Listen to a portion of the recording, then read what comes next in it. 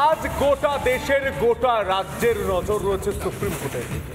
প্রায় 26,000 চাকরি প্রার্থীর ভবিষ্যৎ কি হবে তা আজ নির্ণয় হতে পারে সুপ্রিম কোর্টে।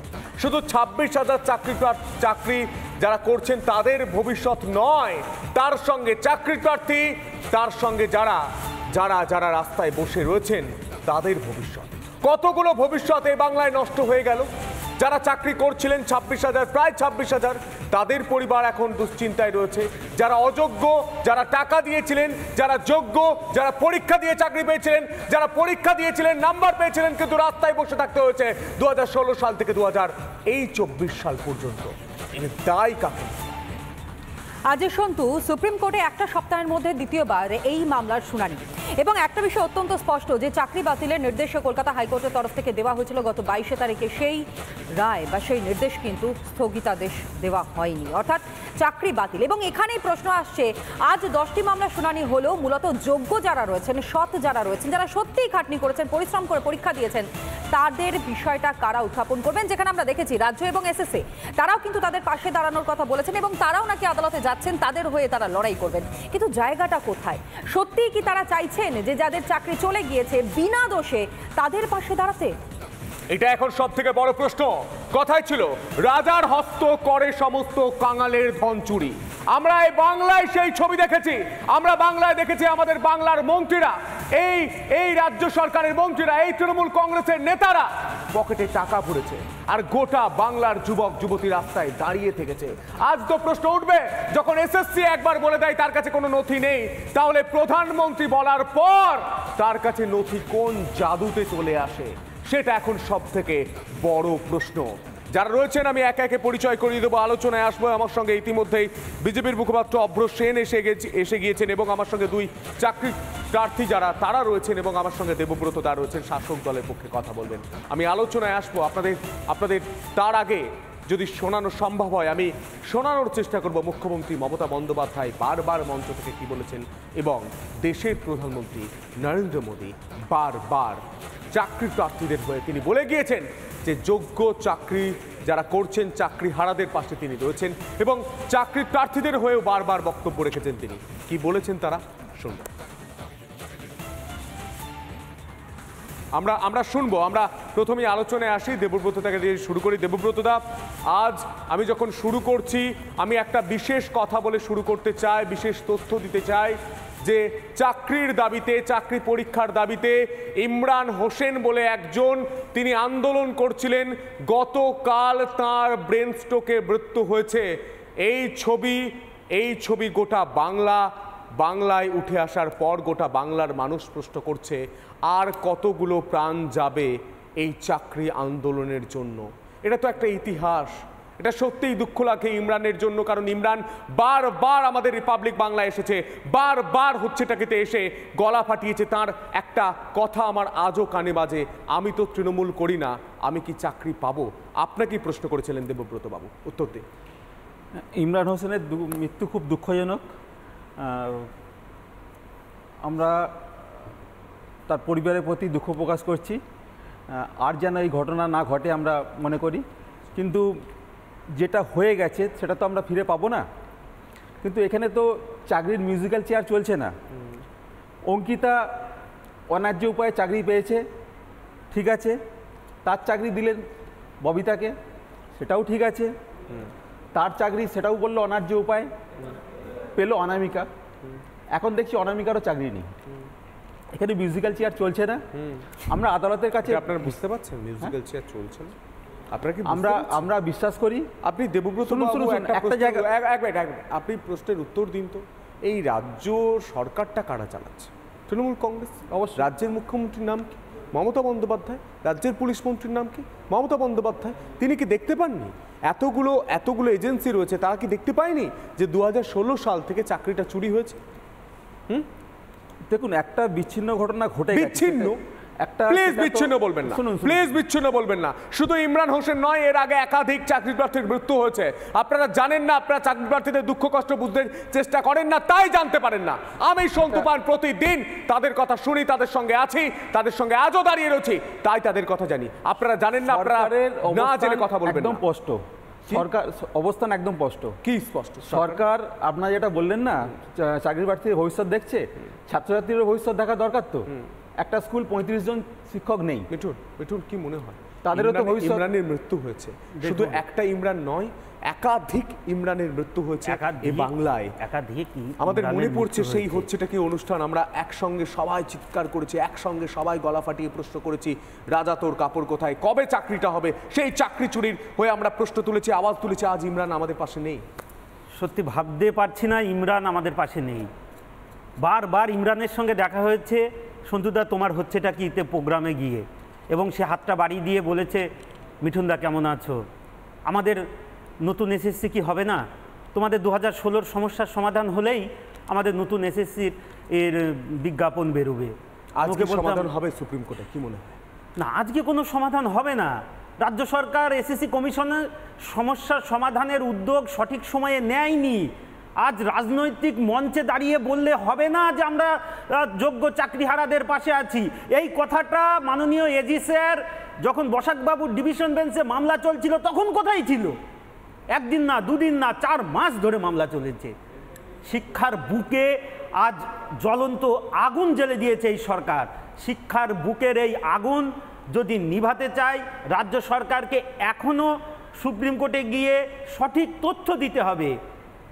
শুধু বলছে 19,000 যোগ্য প্রার্থীর আমরা পাশে আছি, সেই 19,000 যোগ্য প্রার্থী যে ওরা প্রত্যেকেই যোগ্য, এসএসসি কমিশন কিন্তু এখনো তথ্য দিতে পারেনি। এসএসসি কমিশনের ক্ষমতা নেই। না, সিদ্ধার্থ মজুমদার তিনি তো বলেছেন যে আমাদের কাছে একটা তালিকা তৈরি করা হয়েছে এবং সেই তালিকা তারা দেবে, হাইকোর্টের পাশাপাশি সেই তালিকা সুপ্রিম কোর্টে পর্যন্ত দেওয়া হবে, এমনটা তিনি বলেছেন। দেখুন, খুব একটা সূক্ষ্ম চালাকি খেলছে এসএসসি এখানে। তারা কোন তালিকা করছে? যে তালিকা সিবিআই ধরে দিয়েছে সেই তালিকায় ঘুরে তারা আদালতে দেখাচ্ছে। এখনো এই 19,000 যাদের আপনারা যোগ্য বলছেন, এই 19,000-এর মধ্যে এখনো বেনজাল ঢুকে আছে। এসএসসি কমিশন বা মধ্যশিক্ষা পর্ষদের ক্ষমতা নেই সার্টিফিকেট দেওয়ার যে এই 19,000 প্রার্থী সবাই যোগ্য। হ্যাঁ, যোগ্য আছে। আমি অভ্রর কাছে আসবো। অভ্র, কি মনে হয় এই যারা অযোগ্য, যারা টাকা দিয়ে চাকরি পেয়েছে, তাদের যাতে চাকরিটা না যায়, কারণ তাদের চাকরি চলে গেলে টাকা ফেরতের একটা বিষয় রয়েছে, এবং তৃণমূল বিধায়ক থেকে শুরু করে তৃণমূল নেতারা যাদের বিরুদ্ধে অভিযোগ করছে অথচ টাকা ফেরত দিতে হতে পারে, সেই ঘটনা মাথায় রেখে এই যোগ্য অযোগ্যদের মিশিয়ে দেওয়া হলো, সুচারুভাবে সুপরিকল্পিতভাবে মুড়ি মিচড়ি এক করে দেওয়া হলো, কাঁকড় আর চাল এক করে দেওয়া হলো। প্রথমেই বলি, ইমরানের এই মৃত্যুর দায় কিন্তু একমাত্র মুখ্যমন্ত্রী মমতা বন্দ্যোপাধ্যায়ের। কেন এটা বলছি? কারণ মেয়ের 2022-এ ওনার নেতৃত্বে আমাদের রাজ্যের মন্ত্রিসভা সুপার নিউমারারি পোস্ট ক্রিয়েট করে, এবং সেটা কিন্তু মহামান্য ক্যালকাটা হাইকোর্টের রেকর্ডেও রয়েছে। প্রিন্সিপাল সেক্রেটারি গিয়ে উনি কিন্তু মেমোগুলো জমা দিয়েছেন। এই সুপার নিউমারারি পোস্ট কাদের জন্য ক্রিয়েট করা হয়েছিল? যাদেরকে আলু, পটল, ঝিঙে এরকমভাবে চাকরি বিক্রি করেছিল তৃণমূল নেতারা। এবার সন্তুদা, আপনি একটা কথা বলুন, তৃণমূল নেতারা তো 10 লক্ষ, 15 লক্ষ, 20 লক্ষ এরকম করে টাকা নিয়েছে একটা চাকরি বিক্রি করার জন্য। আজকে যদি এসএসসি সঠিক লিস্ট দেয় যে কারা কোন কোন মানুষগুলো চাকরি কিনেছিল, এবার তো এই মানুষগুলো গিয়ে তৃণমূলের নেতাদের কাছে টাকা ফেরত চাই, কোন নেতারা টাকা নিয়েছে সব ধরা পড়ে যাবে। এবার এই পরিস্থিতিতে কি আপনার মনে হয় এসএসসি কখন একটা বোনাফাইড সঠিক লিস্ট দেবে? আর দেবে কিভাবে? ক্যালকাটা হাইকোর্ট বারংবার এই লিস্ট চেয়েছিল, তারা দিতে পারেনি। তারা বলেছে আমাদের কাছে নেই। কিন্তু প্রধানমন্ত্রী বলার পর তারা ইউটার্ন নিচ্ছে। তারা ইউটার্ন নিয়ে বলছে আমাদের কাছে রয়েছে। যেই ভারতীয় জনতা পার্টি বলেছে আমরা লিগ্যাল একটা সেল খুললাম, আমরা একটা পোর্টাল খুলবো, আমরা পাশে দাঁড়াবো, তখন হঠাৎ করে পার্টি কাঁপতে শুরু করলো। কিন্তু যদি সত্যি লিস্ট থেকে থাকে আগে কেন দেয়নি? এটা ক্যাটাগরিক্যাল প্রশ্ন। আর সুপ্রিম কোর্টে গিয়ে তারা কি বলেছে? আগের সপ্তাহে বলেছে তারা নাকি মিরর ইমেজ তো ডিলিট করে দিয়েছে, ওএমআর শিট জ্বালিয়ে দিয়েছে, তারা নাকি সেকেন্ডারি ডেটা দিতে পারবে। এই সেকেন্ডারি ডেটাও যদি থেকে থাকে সেটাও কেন হাইকোর্টে দেওয়া হয়নি ঠিকভাবে? হাইকোর্টে দেওয়া হয়নি কেন? তার মানে এখন পাল্টি খেতে হচ্ছে একটাই কারণে সন্তুদা, কারণ হাইকোর্টের জাজমেন্টের পর এটা পরিষ্কার যারা ওই সুপার নিউমারারি পোস্ট ক্রিয়েট করেছিল সবাই গারদে যেতে পারে, সিবিআই তাদেরকে কাস্টোডিয়াল ইন্টারোগেশন করতে পারে। এখন পরিষ্কার অ্যারেস্ট হওয়ার ভয়ে রাজস্বের টাকা খরচা করে নিজেরা বাঁচতে গেছে। কিন্তু প্রশ্নটা এখানে, যোগ্য চাকরি প্রার্থীদের পাশে তারা কেন দাঁড়াতে পারছে না? এসএসসি দুবার হলফনামা দিয়ে জানিয়েছে কি পরিমাণ আমাদের অযোগ্য রয়েছে 5,300 কি সেটা কোথা থেকে এসেছিল? সেটা কোথা থেকে এসেছিল? সেটা সিবিআই তদন্তে উঠে এসেছিল। তিনটে মাত্র নিজের কাছে তথ্য ছিল। দেবব্রত দা, আপনি জানেন, আমার কথাটা শুনুন, মাত্র 3টে হার্ড ডিস্ক সিবিআই উদ্ধার করতে পেরেছিল। সেখান থেকে 5,000-এর সংখ্যাটা জানা গেছিল, বাকি দিয়েছিল না, উদ্ধার করেছিল সিবিআই, দেয়নি, কেউ দেয়নি, ডিসেম্বর মাসে কেউ দেয়নি, বাবা বাচ্চা করে কেউ দেয়নি। শুনুন বাকি তথ্য বোনাফাইড না ম্যালাফাইড, এটার কোনো ভেরিফিকেশনের এবং এসএসসি বলেছে আমি বলতে পারছি না, এসএসসি বলেছে আমি বলতে পারছি না, এই তথ্য দেখার পর এরা অযোগ্য বুঝতে পারছি, কিন্তু বাকিরা কি যোগ্য এইটা আমি বলতে পারছি না। আমি আরেকটা লাইন বলছি সন্তুদা, এটা খালি 26,000 যারা চাকরি করতেন তাদের কথা নয়, 23 লক্ষ মানুষের প্রাণের, এটা গোটা বাংলার কথা, গোটা বাংলার কথা। কত মানুষ ক্ষতিগ্রস্ত হয়েছে একবার চোখ বন্ধ করে ভাবুন। যারা অযোগ্য চাকরি করছে, তারা যে স্কুলে গিয়ে পড়িয়েছে, সেই স্কুলে আমার আপনার পরিবারের সদস্যরা যারা কনিষ্ঠতম সদস্য তারা পড়াশোনা করছে, তাদের ভবিষ্যৎ নিয়ে ছিনিমিনি খেলা হয়েছে, ইয়েস অর নো। আর যারা চাকরি প্রার্থীরা রাস্তায় বসে রয়েছেন, তাদের ভবিষ্যৎ নিয়ে ছিনিমিনি খেলা হয়েছে, ইয়েস অর নো। এই প্রশ্নের উত্তর আপনাদের কাছে নেই, আর থাকলেও আপনারা দিতে পারছেন না ভয়ে। আমি আরেক চাকরি প্রার্থীর কাছে আসবো। তনয়া, আমাদের মনে থাকবে যে বারবার আপনারা রাস্তায় নেমেছেন, চোখের জল ফেলেছেন, অ্যাম্বুলেন্সে উঠেছেন, প্রিজন ভ্যানে উঠেছেন। এই আন্দোলনের কি আজ ইতি হতে চলেছে? কি মনে হয় সুপ্রিম কোর্টের যে রায় আসবে সেখানে কি হতে চলেছে, কি মনে হচ্ছে, আপনাদের কি মনে হচ্ছে, এইটুকু আমি জানতে চাই। না, আজকে রায় হবে না, কারণ যতদূর জানি যে আমি যে এখনো পর্যন্ত যা রিপোর্ট আছে আমার কাছে, যে মানে এখন পুরো তিনটে জাজের আন্ডারে এইটা এখন মানে ইনভেস্টিগেশন হবে, এবং ওখানে বলাই হচ্ছে যে মানে পুরো ফ্রড জিনিসটা, মানে একদম ফ্রড হয়েছে। তো এখন একটাই কথা যে যাই হোক, মানে আমাদের 23 লক্ষ মানে চাকরি প্রার্থী, তার মধ্যে তো 26,000-কে সেগ্রিগেট করেছে, তার মধ্যে আবার ওই 19,000-কে আবার আলাদা করে দেখছে, কিন্তু 19,000-এর মধ্যেও আমাদের অনেক করাপশন আছে। সেই জায়গায় দাঁড়িয়ে ওই এসএসসি 5,000 বলে দিল, ওটাকে ধরে নিল, এটা করলে চলবে না, এবং চলবে না। এই জন্য তিনজন জাজের আন্ডারে এটা ইনভেস্টিগেশন হচ্ছে, এবং দেখা যাক কি হয়। কারণ আমরাও তো মানে কেস করেছি, আমরা যেরকম চাকরি প্রার্থী আমরাও কেস করেছি, কারণ আমাদের আন্ডারে আমি আজকে দেখলাম আমার সাদা খাতা এবং নন লিস্টেড ক্যান্ডিডেট এবং র্যাঙ্ক জাম্প মিলিয়ে 10 জন আমার আগে পরে আছে, যারা পুরো একদম এই করাপশনের র্যাঙ্ক জাম্প, সাদা খাতা, ওয়েমার্কশিট ম্যানিপুলেট, মানে আর কত।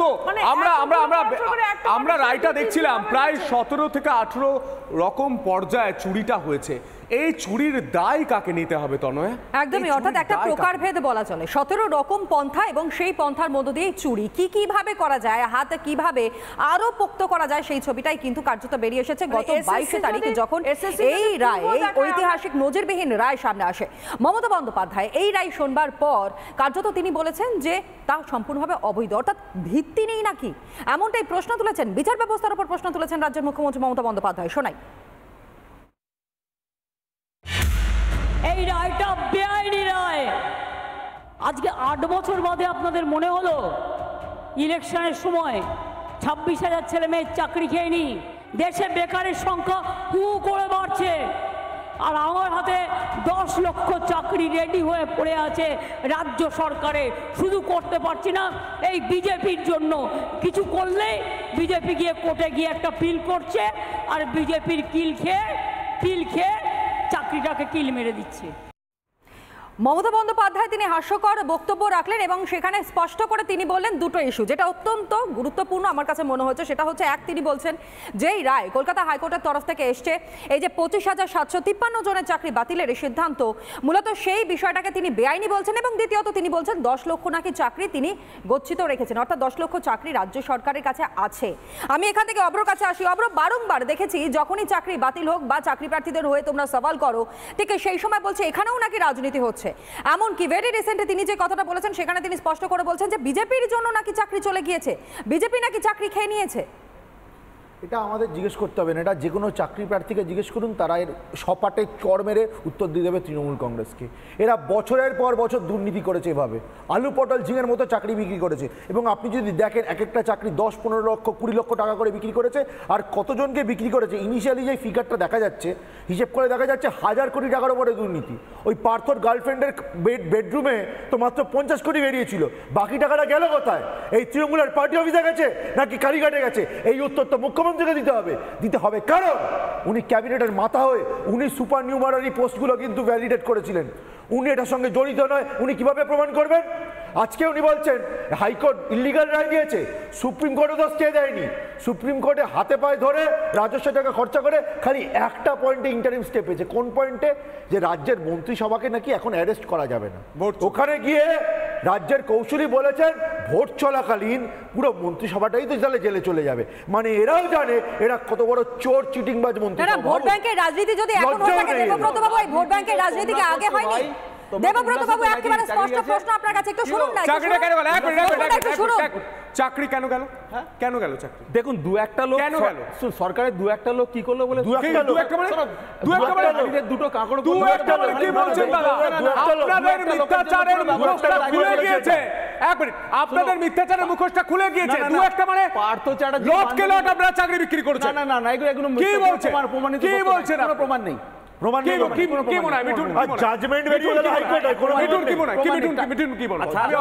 একদম কম সময়। আপনারা যারা দেবাংশু বসাকের বেঞ্চে মামলার শুনানি যারা শুনেছে তাদের প্রত্যেককে জিজ্ঞাসা করবেন।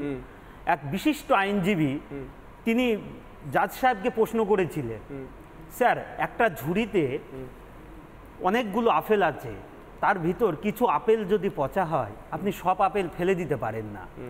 জাজ সাহেব বলেছিলেন যে আপনার যে ঝুড়িটাতে আপেল রয়েছে সেই ঝুড়িটাই যদি পচা হয় আমার কি করার আছে আপনি আমাকে বলে দিন। সেই ঝুড়িটাই যদি পচা হয় সেখানে তো প্রশ্ন উঠবে। বারবার আমি আসবো মিঠুন, বারবার আমরা দেখেছি মুখ্যমন্ত্রী মমতা বন্দ্যোপাধ্যায় মঞ্চে দাঁড়িয়ে বলেন চোরের মায়ের নাকি বড় গলা। আজ গোটা বাংলার মানুষ দেখতে পাচ্ছে চোরটা কে আর বড় গলাটা কার। আর এই নেই তর্ক বিতর্কে আসবো 4টা ভোটে। নিচ্ছে একটা ছোট্ট বিরতি, ফিরছি বিরতির পর।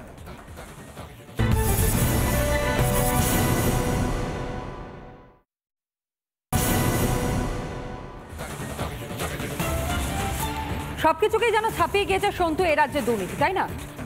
এ রাজ্যের দুর্নীতি এতটাই, সেই জায়গায় দাঁড়িয়ে বারবার প্রশ্ন ওঠে এর দায় কার? চাকরি চুরি, কয়লা চুরি, চাল চুরি, রাস্তা চুরি, বালি চুরি, যেন যেন যেন মাথার উপর ছাদটাও চুরি। এত চুরি যেন চুরির মেলা। একদমই তাই। আর যখন আমরা দেখতে পাচ্ছি যে রাজনৈতিক নেতারা তারা আসছেন, হয়তো নিজেদের মধ্যে আবচাকচি করছেন, কিন্তু তার থেকেও বড় বিষয় প্রধানমন্ত্রী তিনিও যখন রাজ্যে প্রচারে আসছেন তখনও কার্যত এই দুর্নীতির বিষয়ে তিনি সোচ্চার হচ্ছেন। তিনি স্পষ্ট করে বলছেন যারা যোগ্য, যারা সৎ তাদের সঙ্গে বিজেপি আছে এবং বিজেপির লিগাল সেল তারা এদের হয়ে কাজ করবে। একবার শোনাই আপনাদেরকে প্রধানমন্ত্রী নরেন্দ্র মোদীর বক্তব্য, তারপর আসবো আলোচনায়। वो तो नोटों के बंडल देखे आपने, मशीन थक जाते थे, नोट गिनने वाले मशीन थक जाते थे बंगाल में, इतने रुपये मार लिए। वर्तमान तो ऐसे भ्रष्ट टीएमसी नेताओं को अब जनता भी पहचानती है, जान गई है। लेकिन साथियों मैं जानता हूं शिक्षक की भर्ती का जो घोटाला हुआ उसमें जो पीड़ित है उनकी जिंदगी कितनी बदहाल हुई है। और मैं, मेरे अध्यक्ष जी यहां बैठे हैं बंगाल के, मैं उनको एक सुझाव देता हूं कि ये जो शिक्षक भर्ती घोटाला हुआ है, लेकिन उसमें बहुत निर्दोष लोग भी हैं जो सचमुच में शिक्षक की नौकरी के हकदार है। ये बाकियों के पाप के कारण ये निर्दोष लोग भी मुसीबत में गिर गए। मैंने बंगाल बीजेपी से कहा है कि प्रदेश स्तर पर एक लीगल सेल और एक सोशल मीडिया प्लेटफॉर्म बनाया जाए। इससे उन लाभार्थियों को मदद होगी जो डॉक्यूमेंट्स सही होने के बाद भी इस घोटाले के शिकार हुए हैं। बीजेपी ऐसे अभ्यर्थियों को कानूनी सहायता भी देगी और उन्हें न्याय दिलाने के लिए पूरी ताकत से काम करेगी। हम ईमानदार के साथ खड़े रहेंगे और मेरा बंगाल यूनिट भले चुनाव चलता रहे लेकिन ये काम करेगा। जो सच्चे लोग हैं उनको न्याय के लिए हमारा पश्चिम बंगाल काम करेगा, ये मोदी की गारंटी है। চুরি করতে করতে জালিয়াতি করতে করতে একেবারে আঙুল ফুলে কলা গাছ হয়ে গিয়েছে তৃণমূল কংগ্রেস অর্থাৎ শাসক দলে। প্রধানমন্ত্রী নরেন্দ্র মোদী তিনি বলছেন সব রকমভাবে আইনি সহায়তা দেওয়া হবে, এমনকি রাজ্য বিজেপি সভাপতি সুকান্ত মজুমদারকে তিনি পরামর্শও দিয়েছেন এই বিষয়ে। লিগ্যাল সেল গঠন করা হয়ে গিয়েছে প্রধানমন্ত্রী বলে যাওয়ার পর 48 ঘন্টা সময় এবং তার মধ্যে লিগ্যাল সেল গঠন করা হয়ে গিয়েছে। কিন্তু বিষয়টা হচ্ছে একটা জায়গায়, প্রধানমন্ত্রীর বক্তব্য তো আমরা শুনলাম, বিজেপির তরফ থেকে পদক্ষেপ নেওয়া হচ্ছে সেটাও শুনলাম, কিন্তু তৃণমূল কংগ্রেস তারাও কিন্তু পিছিয়ে নেই, তারাও ময়দানে নেমে পড়েছে এবং তারা বলছে আইনি সহায়তা তারাও করবে। তাহলে এতদিন তারা কি করছিল? দেবব্রত বাবু আমাদের সঙ্গে রয়েছেন। দেবব্রত বাবু একটু বলুন না স্পষ্ট করে, তৃণমূল কংগ্রেসের তারাও ময়দানে নেমেছে, তারাও বলছে যে আইনি সহায়তা তারা দেবেন, বিজেপিও বলছে আইনি সহায়তা দেবেন। আসল জায়গাটা তাহলে কোন জায়গায় দাঁড়িয়ে রয়েছে? এতদিন তাহলে আপনারা কিছুই করেননি, কিছু করবার ইচ্ছাটাও ছিল না? দেখুন, বিজেপি জনবিচ্ছিন্ন একটা ন্যারেটিভ তৈরি করার চেষ্টা সবসময় করে। কোনো সময় সন্দেশখালী ন্যারেটিভ, কোনো সময় চুরির ন্যারেটিভ। এখন অদ্ভুত কথা বলছেন, কোনো কিছুই নাকি হয়নি। না না না, এগুলো ন্যারেটিভ তৈরি। না না, ঠিকই আছে, উনি যা বলেছেন ওনার দলের তরফ থেকে তো সেটা ঠিকই আছে। টাকা তো সব খেয়ে হজম কেড়ে নিয়েছেন, টাকাটা দেবে না, কোনো প্রমাণিত সত্য নয়। 50 কোটি টাকা পার্সোনাল গার্লফ্রেন্ডের খাটের তলায় যাবে, কি প্রমাণ হয় নাকি? না না, তার মানে পাপড়ে একজন না ভুক্তভোগী আমরা সবাই, তাতে কোনো প্রমাণ হয় না। কে খেয়েছে ওই টাকা? আরে বলুন না, বাবুম কেলেঙ্কারি ঘুরে গেছে, বাবুম কেলেঙ্কারি বেঁচে যাই তো চাকরিগুলো বিক্রি করেছেন বলো, কোথায় গেল টাকাগুলো? কোথায় গেল টাকাগুলো? সে তো নিরপরাধীও পালিয়ে গেছে। এতদিন কোথায় ছিলেন? কি প্রমাণ হয়? এতদিন কোথায় ছিলেন? কি প্রমাণ হয় মানে? টাকা গোনার মেশিন ক্লান্ত হয়ে গেছে, টাকা গুনতে গুনতে আপনারা বলছেন কিছুই হয়নি। পার্থ জেলে কেন? পার্থ কাকু জেলে কেন? রাজনৈতিক উদ্দেশ্যে জেলে গেছে। পার্থ কাকু জেলে কেন? ভাইপোর কাকু জেলে কেন? উত্তরগুলো দিন। আবার কবে পাবে?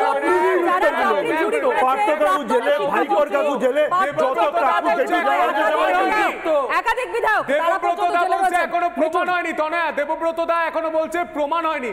কুছ তো শরম করো, হাইকোর্টের রায় ছত্রে ছত্রে প্রমাণ হয়ে গিয়েছে এই রাজ্যে নির্দিষ্ট করে এসএসসি থেকে বলা হচ্ছে যে হয়েছে, কিছু তো লজ্জা করুন। দেওয়া হবে। দেখুন, এমএসসি এবং এমএ তারপরে বিএড পাশ করে সোনালী স্বপ্ন নিয়ে যে একটা পরীক্ষা দেবে, ফ্রেশ সিলেকশন প্রসেস হবে, বাবা মায়ের স্বপ্ন পূরণ হবে এবং বাবা মায়ের মুখে এক মুঠো অন্ন তুলে দেবে, সেই স্বপ্ন নিয়ে আস্তে আস্তে বড় হতে শুরু করছে। আর যখনই এসএসসি পরীক্ষায় বসা হলো, তারপরে ভর্তিতে সিলেকশন প্রসেস শেষ হচ্ছে, সেখানে দেখা যাচ্ছে একের পর এক দুর্নীতি আর দুর্নীতি। সেই দুর্নীতির মধ্যে এই বাংলার শিক্ষা সমাজকে ডুবিয়ে দিয়ে এখন যদি বলে এই দায় কিচ্ছু হয়নি, আমরা কিছু জানি না, আমরা কিছু বুঝতে পারিনি, প্রমাণ হয় এর দ্বারা, এটা সম্পূর্ণ মিথ্যা কথা।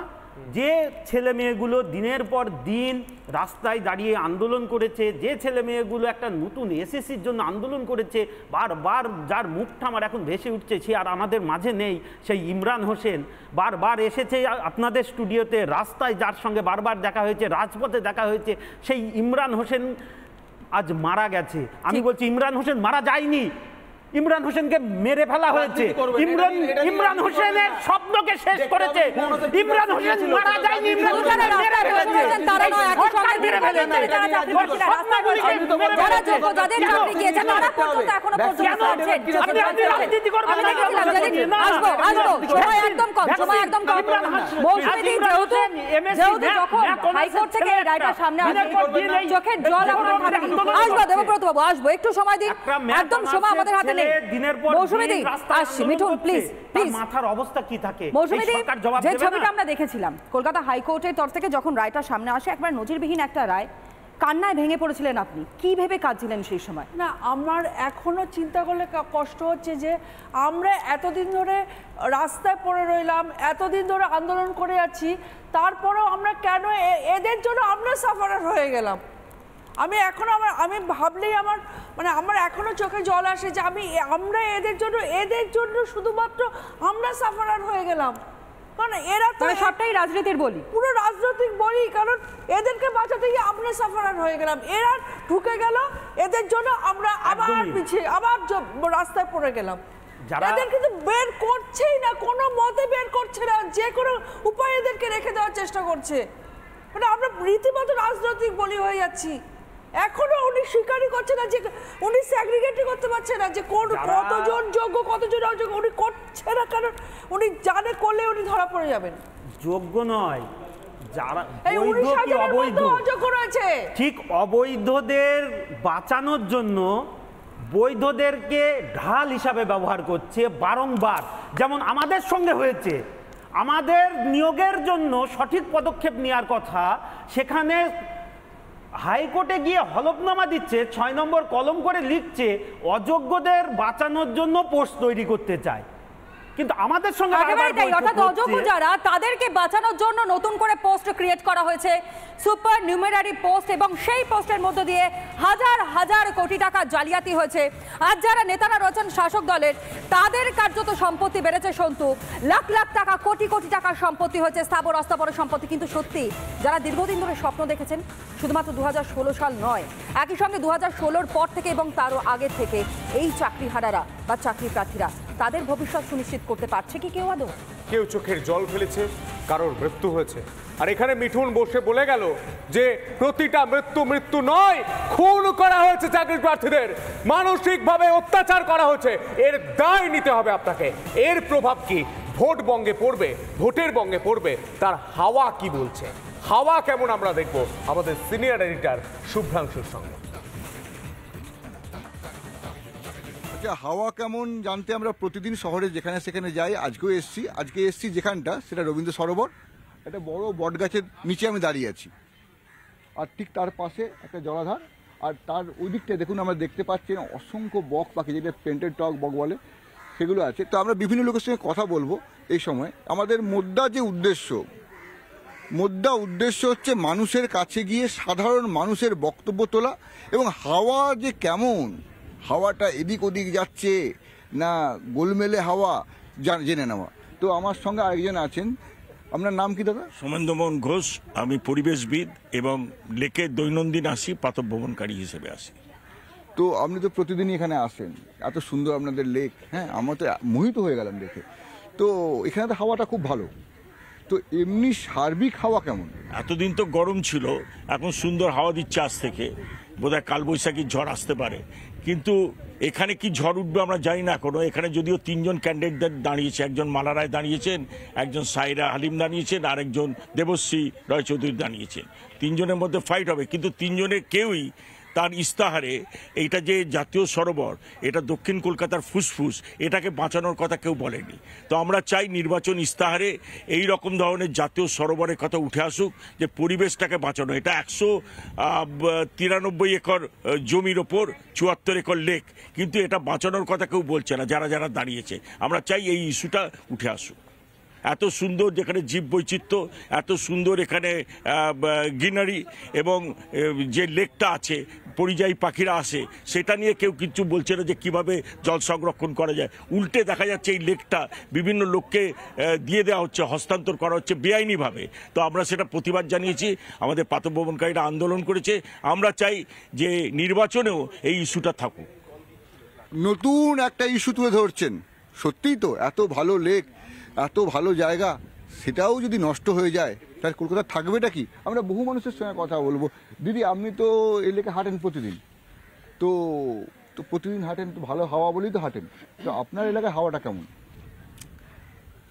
কোন দিকের হাওয়া বলবো, নেচারের হাওয়া না কি অন্য হাওয়া? সব হাওয়া মিলিয়ে মিশিয়ে বলুন। নেচারের হাওয়া বলতে গেলে রবীন্দ্র সরোবর তো একটা পরিবেশগত একটা দিক আছে, যেখানে লোকে সাউথ কলকাতার লাং বলে, ফুসফুস বলে। তা সবাই এখানে ফ্রেশ এয়ার নিতে আসে।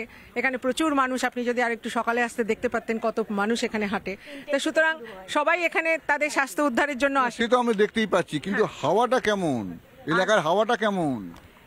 এই যে এখানকার হাওয়া বলতে আমি যেটা বুঝেছি, এখানে বড় ফুলের হাওয়াটাই বেশি। বড় ফুল? আপনাদের এখানে দেখলাম অনেক পদ্ম ফুল ফুটেছে। হ্যাঁ, লেকে এখন ভর্তি পদ্ম ফুল। পদ্ম ফুল ভর্তি? এমনিতেও লেকের হাওয়াটা পদ্ম ফুলের দিকেই আছে। পদ্ম ফুলের দিকেই আছে একদম। দিদি কি বলছে? একদম ঠিক। আমার তো লেক, মানে আমি বেঁচে আছি এই লেকের জন্য। আমি ব্রিদিং প্রবলেমে ভুগতাম। আমি আজ থেকে 35-36 বছর আগে। এই লেক আমাকে বাঁচিয়ে রেখেছে। তাহলে আপনি বুঝতেই পারছেন লেকে কিরকম। পদ্ম ফুল ফুটিয়েছেন। পদ্ম ফুল তো ফুটবেই। আমাদের হাসি আনন্দ, এত সুন্দর হাওয়া কোথাও পাবো না। এখানে আসি আমরা একটা অক্সিজেন নিতে, আর একটা আমি মনে করি এটা একটা মেডিসিন। এখানে যে আসছি না, এটা যেন আমরা একটা মেডিসিন পাচ্ছি একটা। সারাদিন হাওয়া কেমন? হাওয়া কেমন? কিসের হাওয়া বলবো? এই হাওয়া বলতে এখানে কি বলবো, বোঝাবো? প্রকৃতির যে হাওয়াটা, সেটা তো আমরা নিতেই আসি, অতুলনীয়। প্রকৃতির হাওয়া খুব ভালো এখানে, আমিও বুঝতে পারছি প্রকৃতির হাওয়া, কিন্তু প্রকৃতিতে সবকিছু নিয়েই, প্রকৃতি নিয়ে কি হবে দাদা বলবেন? প্রকৃতির হাওয়া অন্য হাওয়া, না চুপ করে থাকবেন? না না, প্রকৃতি তো আমরা এখানে প্রকৃতির হাওয়া নিতেই আসি। তো বাইরের হাওয়া বোঝা যাচ্ছে না কিছু, কি হবে দেখা যাক কি হচ্ছে। দেখা যাক, কথাবার্তা আমাদের চুপচাপ চুপচাপ। আপনার? আমাদের এখানে প্রকৃতির হাওয়া বরাবরই ভালো। আমরা বিগত প্রচুর বছর ধরে এখানে আসি এবং এই লেকের জন্য প্রচুর। আপনার প্রকৃতির হাওয়া যে ভালো আমি বুঝে গেছি, আমার পুরো মানে এত ভালো লাগছে আমার নিজের। অন্য হাওয়া কেমন? দেখবেন পদ্মপুকুরের ভেতরে প্রচুর মানে পদ্ম ফুল ফুটেছে, কিন্তু এখানে জোড়া ফুলই ফুটবে, তার কারণ ক্যান্ডিডেট জোড়া ফুলেরই স্ট্রং। ইনি কিন্তু আর কোনো এদিকে নয়, ঠাড়ে ঠোড়ে নয়, সরাসরি বলে দিলেন পদ্ম ফুল ফুটেছে দেখা যাচ্ছে, কিন্তু অন্য ফুলও আছে, ঘাস ফুল হয়েছে এখানে। কি বলছেন? হ্যাঁ, আমি এটা বলতে চাইছি যে দেখুন, আমার পক্ষে তো প্রেডিকশন করাটা সম্ভব নয়, তবে আমার মনে হয় যেই এখানে জিতুক বা যারাই আসুক, তারা যেন ভালো কাজ করে, আমাদের লেকটাকে একটু ভালো মতো আরও আপডেট করলো এবং এটাকে ঠিক মতো মেনটেনেন্স করলো, এটাই আমি চাই। কেন এখানে দেখুন, আমার পক্ষে বলা মুশকিল যে কোন হাওয়া চলছে, কিন্তু যেই হাওয়াই চলুক, লেকের হাওয়াটা যেন সুস্থ, সুন্দর এবং মিষ্টি থাকে, সেটাই আমরা চাইবো। খুব দারুণ কথা বলছে। হাওয়া যেদিকেই বউক না কেন, অনুকূল হোক প্রতিকূল হোক, কিছু যায় আসে না, লেকে যেন হাওয়া থাকে। কি বলছেন আপনি? একদম সেটাই। বেসিক্যালি আমাদের লেকে, আমি আগে বলে নিই একটু লেকের ব্যাপারে। লেকে আমাদের অনেক কিছুই এখন রিসেন্টলি মানে প্রবলেম আছে, যেগুলো প্রবলেম হচ্ছে রিসেন্টলি। যেমন অনেক জল খুব তাড়াতাড়ি শুকিয়ে যাচ্ছে, হোয়াট এভার রিজন, জানি না কেন। বড় বড় বাড়ি হচ্ছে, প্রমোটার রাজ হতেই পারে প্রমোটার রাজ, বা যে কোনো কারণে জল অন্যভাবে বা যে কোনোভাবেই হোক, চাই হোক না কেন জল তুলে নিচ্ছে বহুতল। বলতে পারবো না, বহুতল জল না তুললেও বাট কিছু একটা তো হচ্ছে, কারণ জল অন্যান্য ব্যাপারে জলের লেভেল এতটা, এইরকম সময় যতই গরম পড়ুক, এবারে গরম বেশি পড়েছিল, এরকম সময় এতটা জলের লেভেল কমে না। তারপরে এইটা তো একটা কারণ আছেই, প্লাস তারপরে অন্যান্য কারণও আছে কিছু, আমি জানি না, যাই হোক। তো এটা একটা বড় কারণ। আর 2 নম্বর হচ্ছে, আপনি অনেক দেখবেন, আপনি একটু যদি ঘোরেন দেখবেন হয়তো অনেক মাছ মরে ভেসেও আছে, এরকম আমাদের প্রায়শই আমরা দেখা যায়, ওদিকটাই বেশি। তো যাই হোক, তো যেই আসুক, উনি যেরকম বলেছেন ভালো করুক। কেএমডিএ লেকে রক্ষণাবেক্ষণ করে, তো কেএমডিএকে অনুরোধ করব যে যাই হোক, যেই পলিটিক্যাল পার্টি আসুক, বাট যেন কাজটা একটু ভালো হয়। এটা আমাদের লেক হচ্ছে আমাদের নেশার মতো, মানে অনেকে তো নেশা করে, আমাদের লেক হচ্ছে আমাদের নেশা। সাধারণ মানুষ বলছে লেকটা ভালো হোক, যেই আসুক, মানে পলিটিক্যালি কে আসুক না আসুক সেরকম নিয়ে অতটা হয়তো ভাবছেন না, কিন্তু যেই আসুক। একজন এখানে একটু আগে বললেন যে কোনো পলিটিক্যাল দল, তাদের ইশতেহার বা কোনো নেতাই এই লেক নিয়ে কিছু বলেননি, তাতে উনি বলেন এটাও তো হওয়া উচিত ছিল। না, ওনারা হাওয়াটা ওই পলিটিক্যালের দিকে নিয়ে যায়। এই যে পরিবেশ সম্বন্ধে এরা কেউ কিছু, সবাই যারাই আসুক, কেউ পরিবেশ নিয়ে কিছু ভাবছে না। কিন্তু আমরা আজকে মানে ছোটোবেলা থেকে লেকের হাওয়া খেতে খেতে সকাল হলেই যেন লেকে গিয়ে দৌড়াই, অক্সিজেন নিয়ে আসি। এই অক্সিজেন নিতে আমরা সবাই দৌড়ে আসি, এত লোক শুধু অক্সিজেন নিচ্ছে। তা আমাদের কথা হচ্ছে যেই আসুক, কিন্তু আপনি কাকে আনতে চান? আমি আনার কেউ নেই। ভোট দেবেন? ভোট তো দেবই, ভোট দেবো। ভোট কাকে আনতে, এখন গরম, এমন গরম, ফুলে কিন্তু গন্ধ থাকছে না। আমি চাই যেই ফুলই আসুক, সেই ফুলে যেন সেন্ট থাকে, সুরভি থাকে। খুব মারাত্মক কথা বললেন, ফুলে গন্ধ নেই, যেটা বলে যে ফুলই আসুক সেই ফুল যেন গন্ধ হয়, প্রকৃতি যেন ভালো থাকে। আমরা লেকে এই নিয়ে আজকের হাওয়া কেমন অনেকের কাছে জানতে চাইলাম, অনেকে জিজ্ঞাসা করলাম, কেউ হালকা করে এড়িয়ে গেলেন, কেউ মোটামুটি মনের কথা মনে না রেখে কিছুটা বলে ফেললেন। তো প্রতিদিনই আমরা এইভাবে হাওয়া কেমন জানতে বিভিন্ন মানুষজনের কাছে যাব। আজকে হাওয়া কেমন এই পর্যন্ত। প্রত্যেকটা দিনই সন্তু হাওয়া কেমনে এক একটা বিষয় উঠে আসে। আজ যেমন উঠলো ফুলে গন্ধ নেই, অর্থাৎ কোন ফুলকে তারা সমর্থন করবেন সেটাই বুঝে উঠতে হয়তো পাচ্ছেন না, সেই কারণের জন্যই কি এরকম কোনো বক্তব্য সামনে আসছে? কোন ফুলে গন্ধ আছে আর কোন ফুলে গন্ধ নেই সে ভোটের লাইনে দাঁড়িয়ে মানুষ ঠিক করবে এবং তার রেজাল্ট পাওয়া যাবে 4 জুন। আর সেদিকে আমাদের নজর থাকবে আর আপনার নজর থাকবে প্রতিদিন সকাল 8টায় 4টার ভোটে। আজ এখানেই শেষ করছি, ভালো থাকবেন।